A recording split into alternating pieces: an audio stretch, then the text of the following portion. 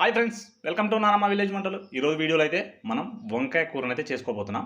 నేనైతే ఈరోజు వంకాయ కూరని మనము వంట రాని వాళ్ళు కూడా ఎంతో రుచిగా చేసుకోవడం ఎలా అనేది ఈ వీడియోలో అయితే చూపిస్తాను. చాలా సులువుగా, చాలా రుచిగా మీకైతే వంకాయ కూరని వండి చూపిస్తాను. నేను ఎక్కువ మసాలాలు వాడకుండా ఈ విధంగా వంకాయ కూర మీరు వండారంటే వంకాయ అంటే ఇష్టం లేని వాళ్ళు కూడా వంకాయతో ఇంకో 2 ముద్దలు ఎక్కువ తినేశారు. అంత రుచిగా ఎలా వండాలనేది ఈ వీడియోలో అయితే చూద్దాం. మరి ఇక లేట్ చేయకుండా అయితే వీడియోలోకి వెళ్ళిపోదాం. వీడియో చూసిన ప్రతి ఒక్కరైతే ఈ వీడియోకి అయితే ఒక లైక్ కొట్టండి. అలాగే కొత్తగా మన ఛానల్కి వచ్చిన వాళ్ళైతే సబ్స్క్రైబ్ అయితే చేసుకోండి. నేనైతే ఇక్కడైతే ఒక హాఫ్ కేజీ అయితే వంకాయలు అయితే తీసుకున్నాను. వీటిని అయితే ఇప్పుడు శుభ్రంగా కడిగేసేసి ముందుగానైతే కోసుకుందాం.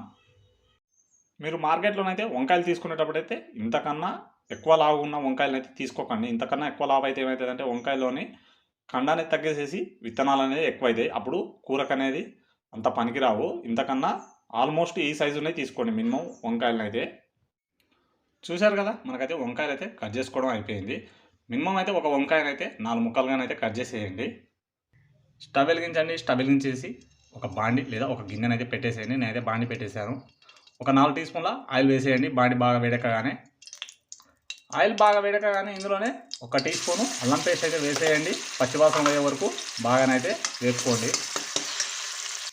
అల్లం పేస్ట్ కాస్త వేగిన తర్వాత ఇందులోనే 2 ఎండుమిర్చి, ఒక టీ స్పూను జీలకర్ర అదే తాలింపు గింజలు అయితే వేసేయండి. వేసేసేసి అలా కలిపేసేయండి. ఒకసారి తాలింపు గింజలు ఎండుమిర్చి వేసేసేసి ఒకసారి అలా వేపుకున్న తర్వాత ఇందులోనే కాస్త పసుపు వేసేయండి. పసుపు వేసేసి అలా కలిపేసేసి ఒక 2 మీడియం సైజు ఉల్లిపాయలని ఇందులో వేసేయండి. వేసేసి దూరగా బంగారం కలర్ వచ్చే వరకు అయితే బాగానైతే ఆయిల్లో అయితే ఫ్రై అయితే చేసేయండి. ఉల్లిపాయలు అయితే ఈ మాత్రం వేగిన తర్వాత ఇందులోనే 2 రూపాయల కరివేపాకు, అలాగే ఒక పెద్ద టమాటాను తీసుకొని సన్నగా కట్ చేసేసి వేసేయండి. వేసేసి టమాటానైతే 1 నిమిషం పాటు బాగానైతే వేగనివ్వండి. టమాటాలు అయితే 1 నిమిషం పాటు అలా వేగిన తర్వాత మనమైతే ముందుగానే కట్ చేసి పెట్టుకున్న వంకాయలను అయితే వేసేయండి. వేసి ఒకసారి అయితే బాగా కలిపేసేయండి. వంకాయలు వేసేసి ఒకసారి అయితే బాగా కలగలిపిన తర్వాత ఒక 5 నిమిషాల పాటు అయితే మధ్యలో కలుపుకుంటూ మూత పెట్టేసేసి అలా వదిలేసేయండి. చూశారు కదా, ఒక 5 నిమిషాలు అయితే మధ్యలో కలుపుకుంటూ వంకాయలను అయితే ఉడికించుకున్న తర్వాత ఇందులోనే ఒక 2 టీ స్పూన్ల కారం వేస్తున్నాను నేనైతే. ఒకవేళ మీ కారం చెప్పగా ఉంటే ఇంకో టీ స్పూన్ వేసుకోండి. అలాగే రుచికి తగ్గట్టుగానే ఉప్పు వేసుకోండి. వేసుకొనేసి ఒకసారి అయితే బాగానైతే కలగలిపేసేయండి.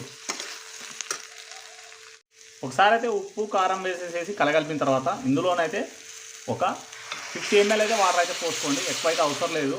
మీకు మరీ ఎక్కువ గ్రేవీ కావాలనుకుంటే వాటర్ ఎక్కువ పోసేయండి, లేదంటే మాత్రం వాటర్ అయితే తక్కువ పోసేయండి. పోసేసి ఒకసారి కలిపేసేసి వాటర్ పోసేసి ఒకసారి అయితే కలిపేసిన తర్వాత మళ్ళీ ఒక 5 నిమిషాలు అయితే మధ్యలో కలుపుకుంటూ ఉప్పు కారం బాగా పట్టే వరకు ఒక 5 నిమిషాలు అయితే వంకాయలను అయితే ఉడికించుకుందాం.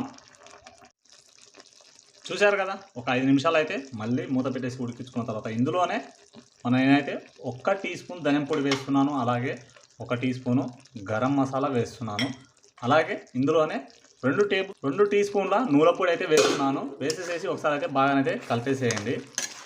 వంకాయలు అయితే ఉడికిన తర్వాత ఎలా పడితే అలా కలపకండి, ముక్క అనేది చీలిపోతుంది.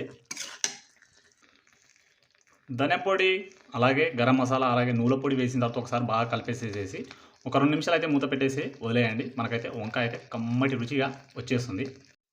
చూశారు కదా, మనకైతే వంకాయ కూర అయితే రెడీ అయిపోయింది. మనం చివరిగా కాస్త రుచి కోసం అయితే ఇందులోనే కొంచెం కొత్తిమీరని అయితే కట్ చేసేసి వేసేయండి. వేసేసేసి ఒకసారి అయితే బాగా కలిపేసేయండి.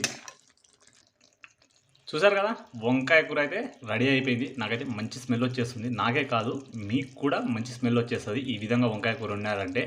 ఈ విధంగానైతే మనమైతే వంకాయ కూర చేసుకున్నామంటే రొట్టెల్లోకి కానీ, అన్నంలోకి కానీ, చపాతీల్లో కానీ మీరు ఎందులోకి వేసుకొని తినండి. మీకైతే చాలా రుచిగా ఉంటుంది. మీ నోటికైతే ఇంకా 2 ముద్దలు ఎక్కువై తింటారు.